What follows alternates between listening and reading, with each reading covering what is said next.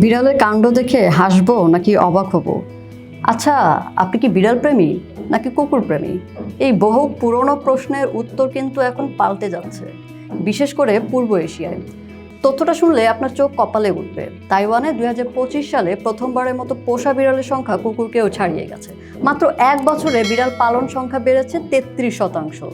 শুধু তাইওয়ান না, চীনে এই কাণ্ড ঘটেছে 2021 সালে। আর জাপান, সেখানে তো প্রায় 10 বছর আগেই বিড়ালরা রাজত্ব দখল করে নিয়েছে। দক্ষিণ কোরিয়া আর হংকংও কিন্তু একই পথে হাঁটছে। কিন্তু কেন? কারণটা হলো আমাদের ব্যস্ত শহর আর ছোট্ট সব অ্যাপার্টমেন্ট। ধরুন আপনি সারাদিন অফিসে হাড়ভাঙা খাটুনি খাটছেন। চীন বা জাপানে তো অতিরিক্ত কাজের চাপে মৃত্যু ঘটনাও ঘটে, যাকে বলে কারুশি। এমন ক্লান্তিকর দিন শেষে কুকুরকে নিয়ে পার্কে যাওয়ার শক্তি কি সবার থাকে? একদমই না। আর এখানেই বিড়াল হলো স্মার্ট সলিউশন। কম জায়গা, কম ঝামেলা, কিন্তু সঙ্গ দেয় একদম ঠিকঠাক। এখনকার তরুণরা শুধু সঙ্গী খুঁজছে না, তারা বিকল্প খুঁজছে। জাপানে হিকিকোমোরি মানে একাকিত্বে ঘরে বন্দি থাকা, যার সংখ্যা দিনকে দিন বাড়ছে। সেখানে সন্তান নেওয়ার চেয়ে পোষা প্রাণীর পেছনে সময় দেওয়াটাকেই অনেকেই সহজ মনে করছেন।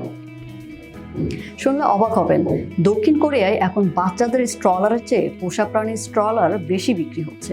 ভাবা যায়। আর মানুষের এই বিড়াল প্রীতি জন্ম দিচ্ছে বিশাল এক বাজার, যাকে বলা হচ্ছে পেট ইকোনমি। 2030 সালের মধ্যে শুধু চীনেই পোষা প্রাণীর খাবারের বাজার হবে প্রায় $1200 কোটি। দক্ষিণ কোরিয়া সরকার তো একাকিত্ব মোকাবেলায় কয়েকশো মিলিয়ন ডলারের প্রজেক্টই শুরু করেছে। আর সেই প্রজেক্টের বড় একটা অংশ দখল করে আছে এই বিড়ালগুলো। দিন শেষে বিড়ালগুলো শুধু প্রাণী নয়, যান্ত্রিক শহরের মানুষের মানসিক স্বস্তির সঙ্গী। আমাদের দেশেও কি বিড়ালের জনপ্রিয়তা বাড়ছে? আপনি কি মনে করেন?